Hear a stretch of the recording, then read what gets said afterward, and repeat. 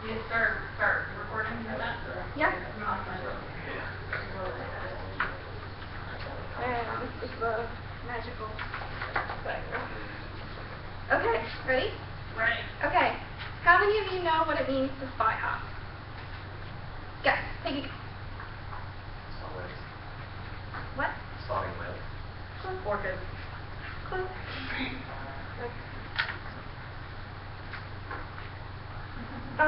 Spy hop means for a whale to lift its head up out of the water and breathe in air, or just to see the view around them. Hopefully everyone here has been to SeaWorld and seen an orca, or hopefully you've gotten the wonderful experience to see one in its natural habitat.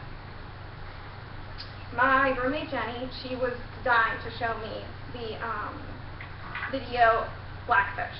And I wasn't too keen on seeing it just because I wasn't really that interested in getting to know what it was all about, but she just pushed me to see it, so I figured I would go ahead. But I was really interested afterwards to know more about orcas, so this is what led me to getting to know more. I'll be informing you on the significance of orcas by telling you some basic facts, how they communicate to one another, and how necessary it is for them to swim a lot.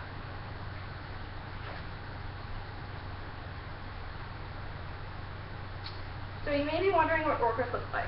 I'm sure you've seen one at SeaWorld, but what they really look like are black. They're black on the dorsal surface, white on their underbellies. They have gray spots behind their dorsal fin, and newborns are normally all gray with yellow spot on their bellies until 1 year old, and then they start getting their features. According to NOAA, which is the National Oceanic and Atmospheric Administration, male orcas can grow up to 32 feet long and females around 28 feet. Males weigh up to 10 tons and females up to 6 tons. And to put that in perspective for all of you, that's 5 cars. A male whale weighs up to 5 cars of a weight, which is a lot. The average lifespan is between 30 and 50 years, but some have lived up to 90 years. An orca's diet consists of herring, cod, and I think it's hackey.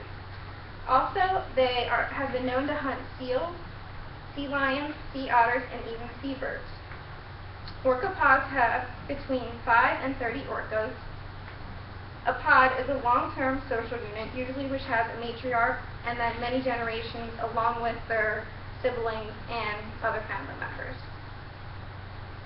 Fun fact, whales use sonar or echolocation to perceive their environment.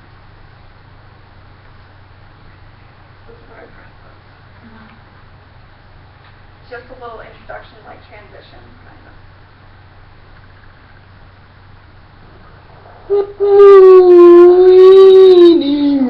Dory. What are you doing? What are you doing? Are you sure you speak whale?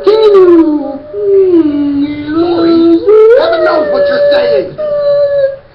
See, he's flying away. Come back. He's not coming back. You offended him. Maybe a different dialect. Dory, this is not whale. You're speaking like upset stomach. Maybe I should try humpback. No, don't try humpback. You actually sound sick. Okay, then how do I get out of this?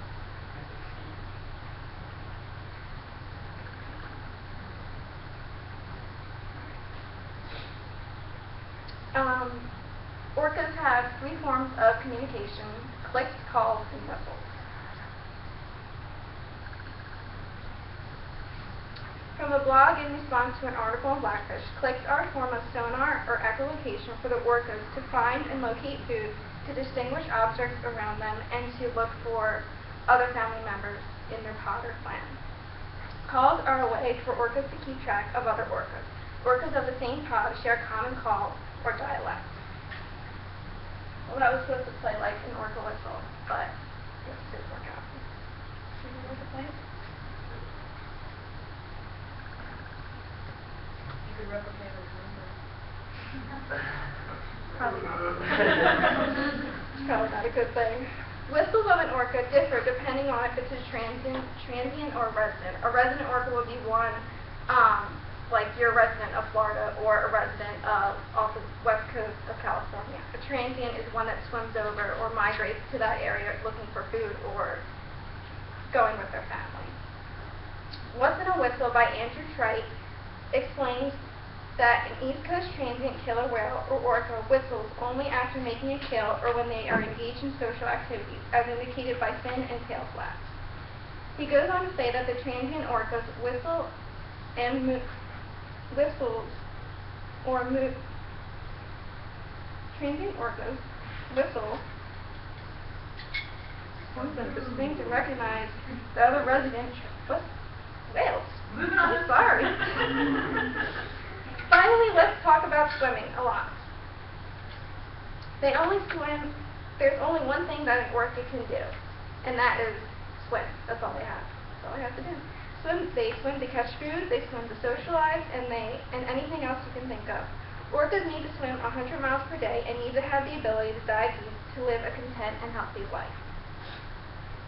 An organization called Save the Whales expressed if Tilikum had been allowed to live a normal life, he would have enjoyed his family's company, hunted cooperatively, traveled up to 100 miles per day in open waters. Instead, he lives in a confined situation with poor teeth and a bent-over dorsal fin.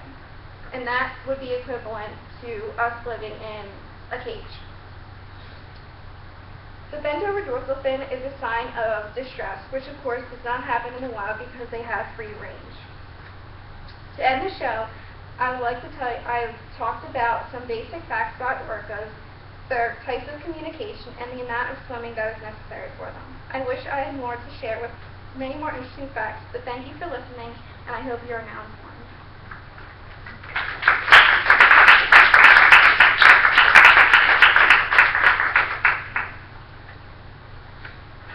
Very important.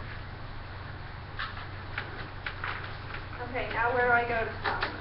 Okay, so click on the E and the Internet Explorer.